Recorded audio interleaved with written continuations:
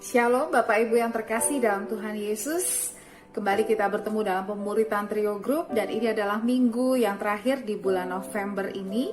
Kita akan merangkum semua pembelajaran yang sudah kita pelajari dari sejak minggu pertama. Dan minggu depan kita sudah akan memasuki pemuritan bulan Desember dengan tema yang baru. Mari sebelumnya saudara, kita satukan hati, kita menghadap pada Tuhan untuk meminta pertolongan Roh Kudus dalam pemuritan ini. Mari kita berdoa. Bapa di dalam surga, Bapa yang kami kenal dan kami sembah dalam nama Tuhan Yesus dan dalam persekutuan dengan Roh Kudus, kami bersyukur untuk kebaikan dan kemurahan-Mu dalam hidup kami. Terima kasih Tuhan untuk setiap firman yang hari demi hari terus membangun kami, hari demi hari terus menguatkan kami. Bapa, malam hari ini kami mau belajar lagi firman-Mu. Kami mohon Roh Kudus menolong kami, memberi kami pencerahan, agar sungguh-sungguh hati kami terbuka, pikiran kami terbuka untuk menerima kebenaran firman Tuhan, sehingga hidup kami semakin hari semakin dibangun di atas kebenaran. Terima kasih Bapa, mohon pertolongan Roh Kudus untuk hamba-Mu, agar setiap kata yang disampaikan sungguh-sungguh hanya hati Tuhan saja. Terima kasih Tuhan Yesus, di dalam nama Tuhan Yesus kami mengucap syukur, kami berdoa. Amin, amin.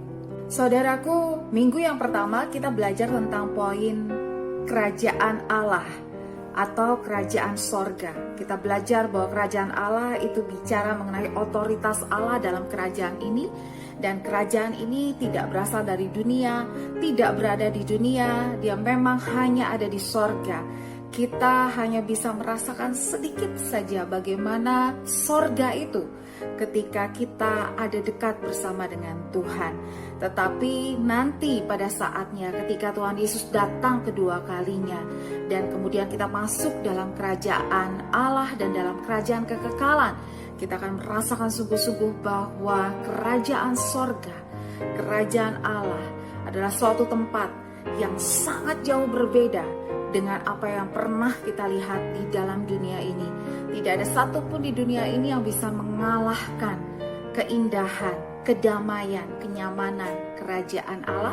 Kerajaan sorga itu adalah tujuan kita. Itu adalah akhir dari segala sesuatu yang terjadi di muka bumi ini, dan kita sedang berlomba-lomba menuju ke sana. Nah saudara, dengan talenta kita belajar bahwa segala yang kita miliki adalah milik kerajaan sorga, kerajaan Allah. Jadi selama kita hidup, kita mengusahakannya, kita mengembangkannya untuk kepentingan kerajaan sorga. Lalu minggu yang berikutnya kita belajar bahwa talenta itu adalah segala potensi, segala hal yang ada dalam kehidupan kita yang diberikan, yang dipercayakan oleh Tuhan, dan juga jiwa-jiwa yang Tuhan percayakan dalam kehidupan kita. Semuanya itu harus kita kembangkan, harus kita kelola. Dan kita diingatkan juga bahwa ketika Tuhan memberikan kita talenta, Tuhan itu memiliki asas kepercayaan. Berarti dia percaya pada kita dan kita harus memegang kepercayaannya. Lalu kemudian dia melihat pada asas kapasitas. Masing-masing dipercayakan porsinya, talentanya, jumlahnya, tergantung kemampuannya, tergantung kapasitasnya. Dan Tuhan tahu seberapa jauh, seberapa besar kita berkembang. Tuhan mengharapkan dan Tuhan menginginkan kita untuk mengembangkan talenta yang Tuhan berikan semaksimal mungkin, sehingga setiap kita meraih potensi yang paling maksimal. Dan juga ada asas tanggung jawab, di mana pada satu waktu nanti semua dari kita harus menghadap kepada Sang Empunya Talenta dan mempertanggungjawabkan apapun yang Tuhan sudah berikan di tangan kita. Dan hari ini saudaraku, sebagai penutupnya ada satu poin yang paling penting, yaitu mengenai kedatangan Sang Raja kembali, dan kemudian mengadakan perhitungan kepada hamba-hambanya terhadap talenta-talenta yang sudah diberikan. Yuk kita sama-sama baca ayatnya. Ayatnya di Matius 25 ayat 19. Kita baca, lama sesudah itu pulanglah tuan hamba-hamba itu lalu mengadakan perhitungan dengan mereka. Hamba yang menerima 5 talenta itu datang dan ia membawa laba 5 talenta. Katanya, Tuan, 5 talenta Tuhan percayakan kepadaku. Lihat, aku telah beroleh laba 5 talenta. Maka kata tuannya itu kepadanya, baik sekali perbuatanmu itu, hai hambaku yang baik dan setia. Engkau telah setia dalam perkara kecil, aku akan memberikan kepadamu tanggung jawab dalam perkara yang besar. Masuklah dan turutlah dalam kebahagiaan Tuanmu. Saudaraku, di ayat ini kita melihat bahwa ketika Tuhan itu kembali, ketika Tuhan Yesus kembali dan mengadakan perhitungan, lalu dia mendapati bahwa para hamba-hambanya sudah mengerjakan yang terbaik, mengembangkan talentanya. Dia berkata dan menyambut hambanya ini dengan perkataan, baik sekali apa yang kau lakukan itu, hambaku yang baik dan setia. Oleh karena itu sekarang mari masuk dalam kerajaanku. Jadi hamba ini mendapatkan hak untuk masuk bahkan tinggal dalam kerajaan sorga, di dalam kerajaan tuannya. Dan kemudian dia berkata, karena engkau sudah setia dalam perkara kecil, setia dalam perkara-perkara dan talenta kecil yang diberikan kepadamu, yang dipercayakan kepadamu selama engkau ada dan hidup di dunia ini, maka sekarang aku akan mempercayakan kepadamu, memberikan kepadamu tanggung jawab, bagian, porsi yang jauh lebih besar daripada yang sebelumnya engkau terima. Saudara, hal ini terjadi sama persis dengan orang yang memiliki 2 talenta. Tidak ada perkataan Tuhan, tidak ada hak dan bagian daripada hamba yang memiliki 2 talenta ini yang kurang dari hamba yang memiliki 5 talenta. Dia hanya menghasilkan 2 talenta. Sementara yang 5 ini menghasilkan 5 talenta. Tetapi sambutan, apresiasi, penghargaan dari Tuhan itu sama. Jadi Tuhan tidak melihat seberapa banyak yang saudara dan saya hasilkan. Tapi yang Tuhan lihat adalah setia. Kita dengan hati yang baik mengerjakan segala sesuatu yang Tuhan percayakan dengan integritas yang baik, dengan motivasi yang baik. Itu yang Tuhan perhatikan, bukan hasilnya. Dan Tuhan melihat, mengetahui seberapa besar yang 5 talenta dan 2 talenta ini telah mengembangkan potensi mereka. Mereka sudah mencapai potensi maksimal mereka sesuai dengan kapasitas masing-masing. Dan itu berharga di mata Tuhan. Oleh karena itu saudara, mari kerjakan yang sebaiknya. Gali potensimu, kembangkan dirimu. Jangan batasi diri dengan stigma-stigma yang ada di pemikiran kita.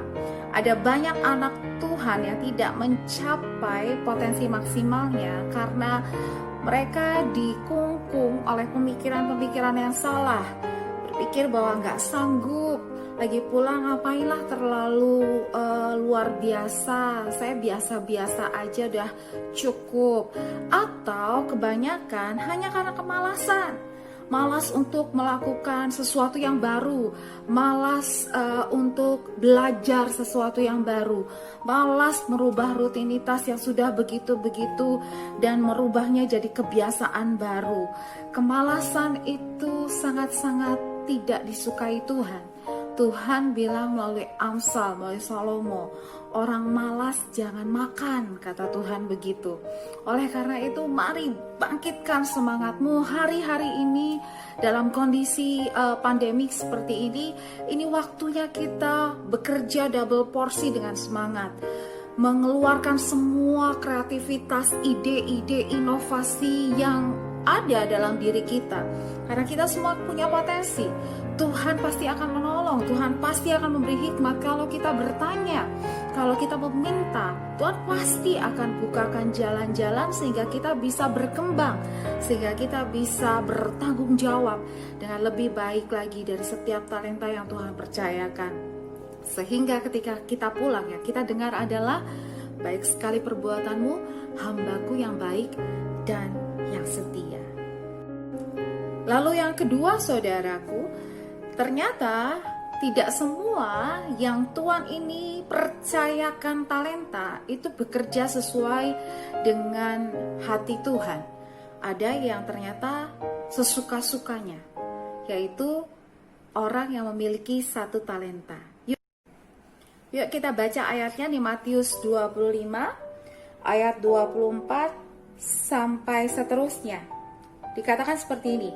Kini datanglah juga hamba yang menerima satu talenta itu dan berkata, Tuan, aku tahu bahwa Tuhan adalah manusia yang kejam, yang menuai di tempat di mana Tuhan tidak menabur, dan yang memungut dari tempat di mana Tuhan tidak menanam. Karena itu aku takut dan pergi menyembunyikan talenta Tuhan itu di dalam tanah. Ini, terimalah kepunyaan Tuhan. Maka jawab tuannya itu, Hai kamu hamba yang jahat dan malas.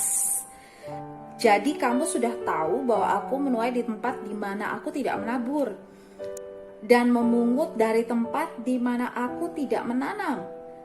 Karena itu sudahlah seharusnya uangku itu kau berikan kepada orang yang menjalankan uang, supaya kembaliku aku menerimanya dengan bunganya. Sebab itu ambillah talenta itu daripadanya dan berikanlah kepada orang yang mempunyai 10 talenta itu. Ini Tuhan menyuruh pegawai-pegawainya untuk mengambil talenta yang ada pada orang itu dan memberikan kepada orang lain. Karena setiap orang yang mempunyai kepadanya akan diberi sehingga ia berkelimpahan, tetapi siapa yang tidak mempunyai, apapun juga yang ada padanya akan diambil daripadanya. Dan campakkanlah hamba yang tidak berguna itu ke dalam kegelapan yang paling gelap. Di sanalah akan terdapat ratap dan kertak gigi. Saudara yang terkasih, perhatikan bahwa kemarahan Tuhan ini terhadap hamba yang memiliki satu talenta bukan hanya karena hamba ini tidak menghasilkan apa-apa, tetapi jauh lebih dalam dari itu. Karena di dalam hati hamba ini ada banyak kejahatan, ada banyak kemarahan, ada banyak kepahitan yang terlihat dari perkataan hamba ini. Mungkin dia marah, dia merasa tidak adil tuannya hanya memberikan dia satu talenta, sementara dia melihat teman-temannya ada yang dapat 5, ada yang dapat 2, dan kemarahan itu menimbulkan hati yang tidak baik terhadap tuannya, hati yang penuh prasangka, hati yang penuh dengan kemarahan. Dan karena hati yang seperti ini, maka membuat dia sama sekali tidak mau melakukan apapun, tidak mau mengerjakan apapun, tidak mau mendatangkan keuntungan kepada Tuan sang empunya talenta. Perhatikan perkataannya. Ketika dia berhadapan dengan tuannya, hamba ini berlangsung berkata, Aku tahu bahwa engkau manusia yang kejam, engkau manusia yang menuai dan menabur tidak pada tempat di mana engkau mengerjakan sesuatu hal pun. Engkau orang yang menyuruh orang lain saja bekerja lalu menerima hasilnya. Dia memperkatakan itu kepada tuannya. Saudara, ini berasal dari hati yang sungguh-sungguh penuh dengan kegelapan. Dan dia melihat tuannya itu adalah seorang yang jahat, seorang yang kejam. Dia menjadi musuh daripada tuannya. Jadi ketika penghukuman itu dia terima, bukan sekedar karena dia tidak menghasilkan apa-apa, tapi jauh lebih dalam. Karena hatinya tidak sungguh-sungguh mengasihi tuannya. Hatinya itu menjauh dari tuannya. Jadi dia tidak sekedar malas, dia tidak sekedar takut, tapi hatinya sudah jauh dari tuannya. Saudaraku, ketika kita tidak mau mengembangkan talenta kita, tidak mau mengembangkan potensi kita dan memberikan hasil yang maksimal kepada kerajaan Allah, kepada Tuhan, mari cek hati kita. Apakah jangan-jangan kita punya sesuatu yang kelam dalam hati kita, lalu kemudian kita marah sama Tuhan sehingga kita tidak mau kerja apa-apa. Mungkin kita melihat bahwa hidup kita tidak terlalu baik dibandingkan dengan saudara kita. Kita sudah kerja keras atau kita sudah melakukan apapun, tetapi kok orang lain jauh lebih diberkati, orang lain jauh lebih sukses. Akhirnya kita punya kemarahan dan kita merasa bahwa udahlah gini-gini aja, udahlah buat apa lagi mengerjakan yang terbaik. Saudaraku, kalau ada hati seperti itu, malam hari ini mari datang pada Tuhan. Minta Tuhan memulihkan hatimu, karena hati seperti itu menghalangi kita untuk mengembangkan potensi. Mungkin di hati kita juga ada trauma-trauma dari masa lalu, pernah gagal sehingga udahlah aku gak mau lagi nyoba-nyoba, aku gak mau lagi berusaha. Saudaraku, hal seperti itu akan menghalangi kita untuk menjadi yang terbaik yang Tuhan sudah tahu kita sanggup dan kita mampu mencapainya. Malam hari ini, mari datang kepada Tuhan dan katakan, Tuhan, kalau ada hati yang tidak benar di hadapan Tuhan, tolong Tuhan pulihkan, tolong Tuhan perbaiki, karena aku mau menjadi hamba yang baik dan yang setia. Minta kepada Tuhan untuk memberikan kita semangat yang baru, menghilangkan segala trauma, segala kemarahan, kekecewaan masa lalu dari kegagalan-kegagalan yang dulu pernah terjadi. Dan sekarang kita fokus untuk masa depan, kita bangkit lagi, kita berjuang lagi dengan cara berpikir yang benar di atas kebenaran firman Tuhan ini. Kita tahu bahwa semuanya adalah milik Tuhan. Kita tahu kita sudah dipercayakan dan kita sudah diberikan potensi yang luar biasa besar. Dan jangan lupa bahwa kita punya Roh Kudus yang akan mengajar, yang akan menolong, yang akan menopang sehingga kita mampu untuk mengembangkan potensi diri kita semaksimal mungkin sehingga kita mencapai potensi kita yang paling baik yang Tuhan sudah bisa lihat dari sejak Dia menciptakan saudara dan saya. Sehingga sungguh-sungguh apa yang kita kerjakan bukan hanya menghasilkan harta dunia, pencapaian dunia, dan semua yang ada di dunia ini, tetapi apa yang kita kerjakan mendapatkan pencapaian-pencapaian ilahi yang akan bertahan sampai di kekekalan, yang akan kita bawa sampai dalam hidup kekal dan akan kita persembahkan kepada Tuhan kita.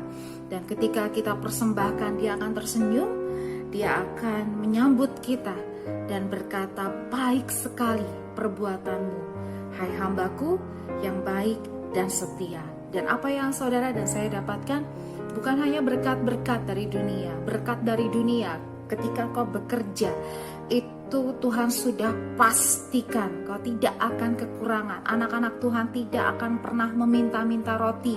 Firman Tuhan jelas berkata, orang-orang benar akan seperti pohon yang ditanam di aliran air. Dia terus akan menghasilkan buahnya, dia tidak akan kekeringan. Itu sudah menjadi kepastian firman, sudah menjadi kepastian janji Allah. Selama kita terus bekerja dengan baik, fokus untuk menyenangkan Tuhan, fokus untuk memuliakan Tuhan, fokus mengembangkan talenta kita untuk jadi berkat. Itu sudah bagian kita dalam dunia ini, tidak perlu takut. Tetapi yang kita lebih pentingkan adalah hasil berkas yang bisa kita bawa pulang sampai hidup kita di kekekalan. Karena di kekekalan kita pasti membutuhkan upah-upah yang terbaik yang Tuhan sudah sediakan dari pekerjaan kita selama kita ada di bumi ini. Sehingga Tuhan berkata, engkau sudah setia dalam perkara kecil, sekarang dalam kekekalan aku akan memberikan kepadamu bagian yang lebih besar, porsi yang lebih besar, tanggung jawab yang lebih besar. Dan semua yang lebih besar itu, saudara dan saya akan terima untuk hidup selama-lamanya bersama dengan Tuhan. Mari saudara, kita menutup pemuritan malam hari ini. Kita berdoa. Bapa di dalam surga, kami bersyukur untuk firman-Mu. Kami percaya ada masih banyak rahasia-rahasia di dalam firman-Mu ini. Firman-Mu sungguh sangat kaya dengan janji-janji, dengan rahasia-rahasia kehidupan dalam kekekalan. Kami mohon Roh Kudus untuk terus mengajar kami, sehingga hari lepas hari ketika kami berjalan bersama dengan Tuhan, ketika kami mengerjakan bagian kami, ketika kami mengembangkan talenta kami, Roh Kudus akan lebih lagi memperjelas dan mengajarkan kami akan firman ini, sehingga kami mendapatkan gambaran yang utuh bagaimana Tuhan mengatakan kerajaan Allah sama seperti seseorang yang mempercayakan talenta-talenta kepada hamba-hambanya. Terima kasih Tuhan, kami mengucap syukur untuk setiap talenta yang Tuhan percayakan. Hari ini jika ada teman-teman yang merasa semangatnya kendor karena kondisi belakangan ini, pulihkan kembali semangat mereka. Berikan mereka kekuatan Tuhan, supaya mereka berjuang kembali.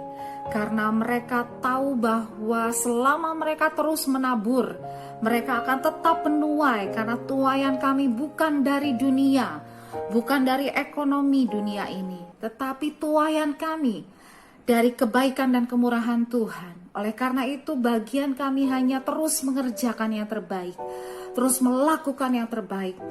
Dan kalau ada hati yang penuh dengan kekecewaan dan kemarahan, karena mungkin melihat orang lain jauh lebih baik, orang lain jauh lebih diberkati, atau ada trauma kegagalan masa lalu, Tuhan Kau memulihkan setiap hati saat ini. Biarlah kami boleh mempunyai hati yang murni di hadapan Tuhan, sehingga sungguh-sungguh ketika kami bekerja, kami sungguh bekerja karena kami mengasihi Engkau lebih dari apapun dan lebih dari siapapun di dunia ini. Terima kasih Bapa. Ini seru doa kami yang kami naikkan hanya di dalam nama Yesus Kristus Tuhan yang mengajarkan kami berdoa.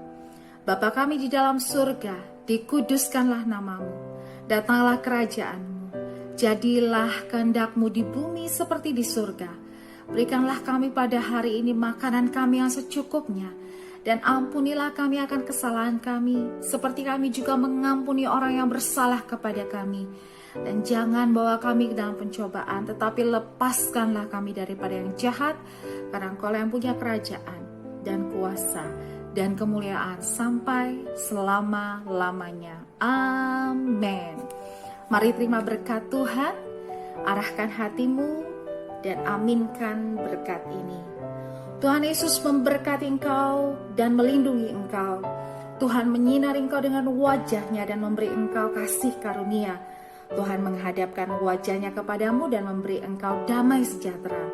Anugerah dari Allah Bapa, cinta kasih dan pengampunan dari Tuhan Yesus, penghiburan, pengajaran, pertolongan dari Roh Kudus akan bersama dengan engkau, mulai dari malam hari ini sampai Maranatha, bahkan sampai selama-lamanya. Kita yang sudah diberkati sama-sama katakan amin.